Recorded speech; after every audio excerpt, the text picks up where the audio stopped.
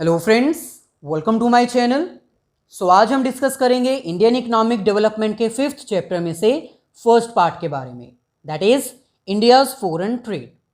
Indian economic development के जितने भी चैप्टर्स हमने अब तक अपलोड किए हैं उन सभी की वीडियोस का लिंक डिस्क्रिप्शन में गिवन है, आप जाकर देख सकते हैं। इसके साथ ही मैक्रो इकोनॉमिक्स के सारे चैप्टर्स अपलोड कर दिए गए हैं। अगर वो वीडियोस आपने नहीं देखी तो उन सभी वीडियोस का लिंक भी डिस्क्रिप्शन में गिवन है, आप जाकर देख सकते हैं। लेक्चर को स्टार्ट करने से पहले आपसे रिक्वेस्ट है कि अगर आप फर्स्ट टाइम हमारे चैनल पर आए हैं तो प्लीज़ इसको सब्सक्राइब कर लीजिए। साथ में जो बेल आइकन अपीयर होगी उसको भी क्लिक करके ऑल नोटिफिकेशंस के ऊपर क्लिक कर दीजिए, ताकि फ्यूचर में जब भी हम वीडियोस अपलोड करें तो उसका लिंक, उसका नोटिस आपको मिल जाए। मेरी वीडियोस को लाइक ज़रूर कर दिया कीजिए और अपने सभी फ्रेंड्स, क्लासमेट्स के साथ इसको शेयर कर दीजिए, ताकि कुछ बेनिफिट मेरे को हो जाए और कुछ बेनिफिट्स आपके फ्रेंड्स को भी हो जाए। सो 5th चैप्टर में इंडियाज फॉरेन ट्रेड के बारे में हमें डिस्कस करना है। इट मीन्स जैसे हमने 3rd चैप्टर में एग्रीकल्चर सेक्टर को डिस्कस किया था, 4th चैप्टर में इंडस्ट्रियल सेक्टर को डिस्कस किया था, वैसे ही अब हमें 5th चैप्टर में इंडिया के इंटरनेशनल ट्रेड को डिस्कस करना है। सो फर्स्ट ऑफ ऑल हमें यह पता होना चाहिए कि फॉरेन ट्रेड होता क्या है या फिर इंटरनेशनल ट्रेड होता क्या है। Export and import of goods and services across different countries is called as international trade और foreign trade. So अगर हम abroad से, foreign countries से कुछ भी import और export करते हैं, चाहे वो goods का हो चाहे वो services का हो, उसको हम क्या बोलते हैं? foreign trade या फिर international trade. So it means इसमें दो एक्टिविटीज़ मेजरली इंक्लूड की जाती हैं। फर्स्ट इसमें हमारे पास आता है एक्सपोर्ट और सेकंड हमारे पास आता है इंपोर्ट। एक्सपोर्ट का मतलब क्या होता है? जब इंडियन डोमेस्टिक प्रोडक्शंस हम फॉरेन में सेल करते हैं तो उसको हम क्या बोलते हैं? Export of goods and services. So it means selling the goods and services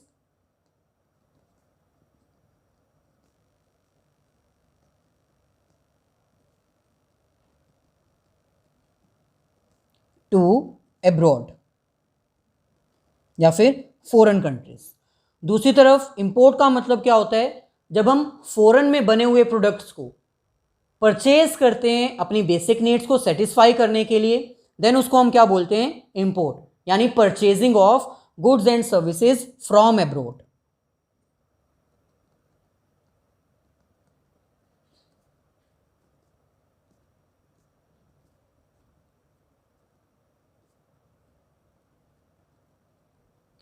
सो ये दो एक्टिविटीज़ इंक्लूड की जाती हैं और इन दो एक्टिविटीज़ को ही हम क्या बोलते हैं? Foreign trade.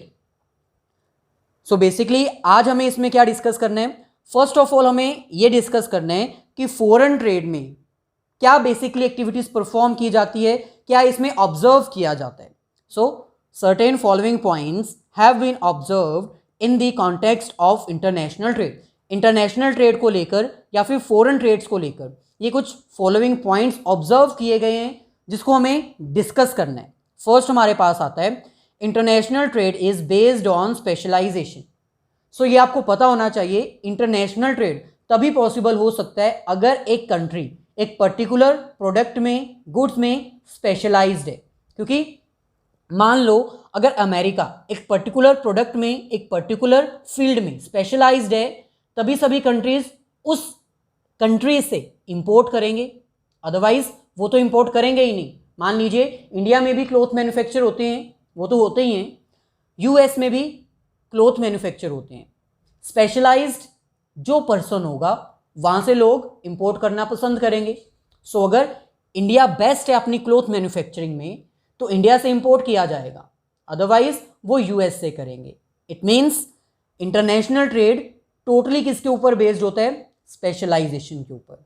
और जो स्पेशलाइजेशन होती है वो फर्दर क्या प्रोसीड करती है? Lower cost. जो एक पर्टिकुलर कंट्री एक पर्टिकुलर प्रोडक्शन में स्पेशलाइज्ड होगी, एक्सपर्ट होगी, तो उसकी कॉस्ट तो कम ही आएगी। क्यों? क्योंकि उनकी वेस्टेज नहीं होगी, वो एक्सपर्ट हैं, उनको सारी नॉलेज के बारे में पता है, उनको हर एक फील्ड के बारे में नॉलेज है। So it means international trade में स्पेशलाइजेशन होती है और वो specialisation leads to production of products at lower cost. जिसकी वजह से उनकी जो कॉस्ट है वो कम हो जाती है। Third, it facilitates the export of goods at higher prices. So first of all हम यहाँ तक अंडरस्टैंड करते हैं, अगर इंडिया एक पर्टिकुलर प्रोडक्शन में एक्सपर्ट है, उसकी कॉस्ट कम आ रही है, मान लीजिए इंडिया अपने स्पाइसेस में एक्सपर्ट है, जो कि है एक्चुअल में, इंडिया के स्पाइसेस फॉरेन में एक्सपोर्ट किए जाते हैं। सो वो स्पाइसेस इंडिया में मान लीजिए 50 रुपीज़ पर 100 ग्राम सेल किए जाते हैं, लेकिन अगर हम उसको एक्सपोर्ट करेंगे फॉरेन कंट्रीज़ में तो उसको हम 100 रुपीज़ में भी सेल कर सकते हैं। क्यों? क्योंकि हम स्पेशलाइज्ड हैं, और दूसरी तरफ क्योंकि हम स्पेशलाइज्ड हैं इसलिए हमें कॉस्ट कम पड़ रही है और हम ज़्यादा प्राइस भी चार्ज कर सकते हैं। दूसरी तरफ, and import of goods at lower price as compared to the domestic market।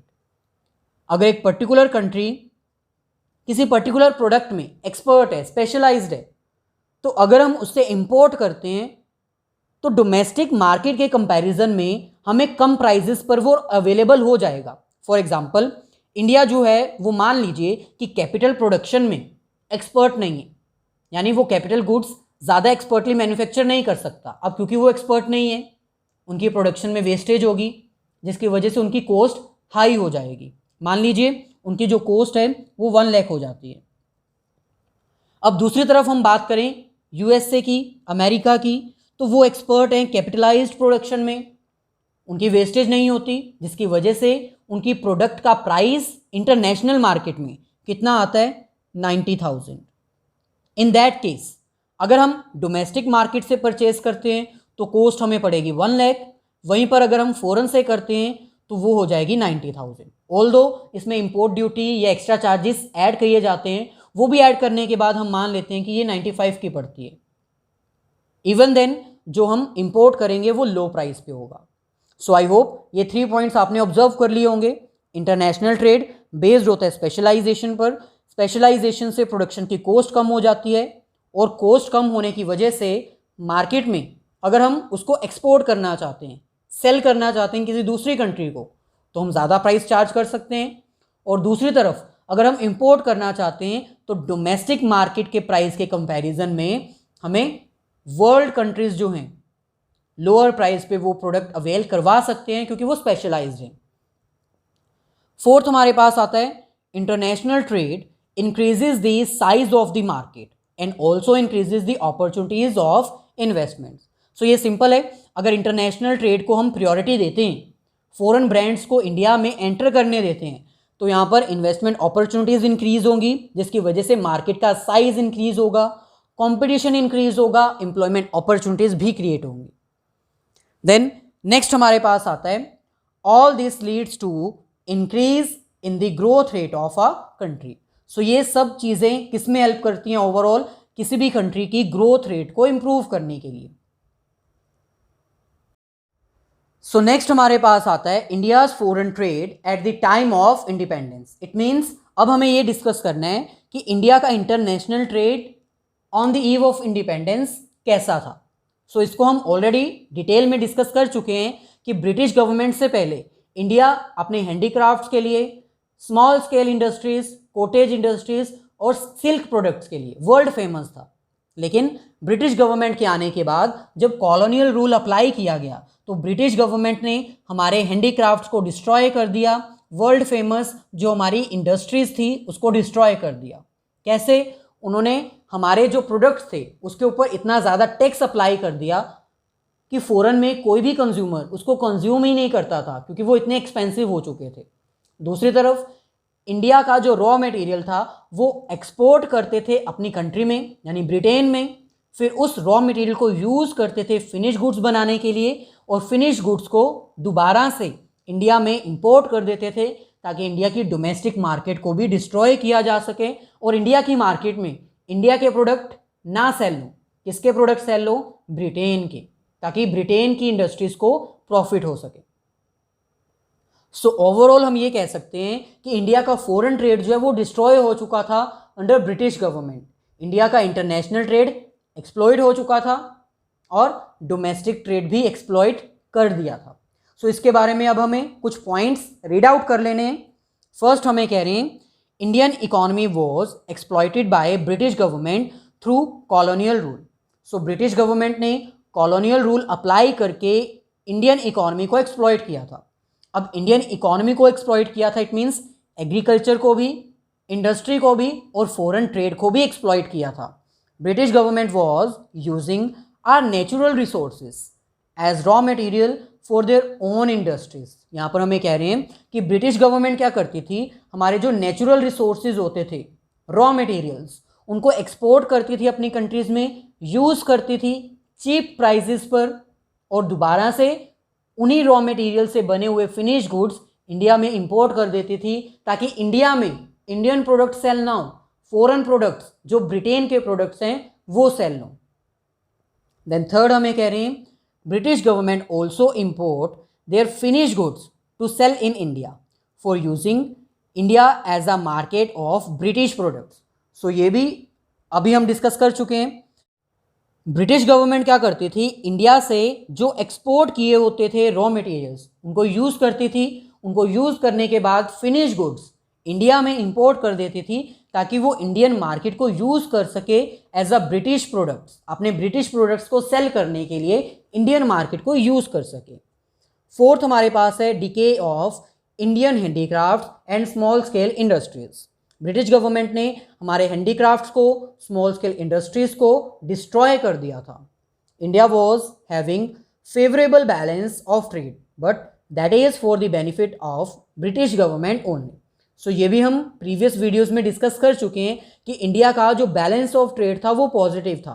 It means India का एक्सपोर्ट ज़्यादा था और इंपोर्ट कम था, लेकिन जो सरप्लस बचता था वो ब्रिटिश गवर्नमेंट अपने बेनिफिट के लिए यूज़ करती थी, अपने एक्सपेंसेस को बियर करने के लिए यूज़ करती थी, इंडिया के लिए उसको यूज़ नहीं किया जाता था। सो ये हमारे पास डाटा है जो हमें डिस्क्राइब करता है कि 1946 से 1947 में जो हमारा बैलेंस ऑफ ट्रेड था वो फेवरेबल था। कितना था? 31 करोड़। बाद में ये डिक्रीज होके कितना हो गया? 1947 से 1948 में 14 करोड़। नेक्स्ट हमें कह रहे हैं maximum trade is restricted to Britain due to British government. अब क्योंकि इंडिया में मैक्सिमम कंट्रोल किसका था? ब्रिटिश गवर्नमेंट का। सो इसीलिए ज़्यादातर ट्रेड, इंटरनेशनल ट्रेड, वो किसके साथ किया जाता था? ब्रिटेन के साथ। 50% से भी ज़्यादा ट्रेड हमारा किसके साथ होता था? ब्रिटिश गवर्नमेंट के साथ, यानी ब्रिटेन के साथ। लास्ट हमारे पास है the position of international trade during British government was backward as India was known for export of raw material and import of British finish goods. Overall हम ये कह सकते हैं कि ब्रिटिश गवर्नमेंट के अंडर इंडिया का जो इंटरनेशनल ट्रेड था वो बहुत ही बैकवर्ड था, क्योंकि ब्रिटिश गवर्नमेंट ने सब तो डिस्ट्रॉय कर दिया था। इंटरनेशनल ट्रेड डिस्ट्रॉय कर दिया था। कैसे? हमारे जो प्रोडक्ट्स थे जो हम एक्सपोर्ट करते थे, जो फॉरेन कंट्रीज़ को सेल करते थे, उसके ऊपर इतना ज़्यादा टैक्स लगा देते थे कि फॉरेन कंट्रीज़ में उसका प्राइस इतना हाई हो जाता था कि कोई भी उसको परचेज ही नहीं करता था। दूसरी तरफ इंडिया के जितने भी रॉ मटेरियल्स थे वो एक्सपोर्ट कर रहे थे, और एक्सपोर्ट करने के बाद जो फिनिश गुड्स बनाए जाते थे उसको इंडिया में ही रीसेल करते थे, ताकि ब्रिटिश गवर्नमेंट अपना ब्रिटेन की इंडस्ट्री इंक्रीज कर सके, उनके प्रॉफिट्स को इंक्रीज कर सके। सो ये था हमारा आज का कॉन्सेप्ट, जिसमें हमने इंडियन फॉरेन ट्रेड के कॉन्सेप्ट को अंडरस्टैंड किया। ये अंडरस्टैंड किया कि फॉरेन ट्रेड होता क्या है, क्या ऑब्जर्वेशंस हैं, और इंडिया का foreign trade under British government कैसा था। आई होप ये वीडियो आपको अच्छी लगी होगी, तो प्लीज़ इसको लाइक ज़रूर कर दीजिए, अपने सभी फ्रेंड्स के साथ शेयर कर दीजिए। अगर कोई क्वेश्चन है तो आप कमेंट करके पूछ सकते हैं, अदरवाइज हमारे इंस्टाग्राम आईडी जोली कोचिंग पर भी आप क्वेश्चंस पूछ सकते हैं।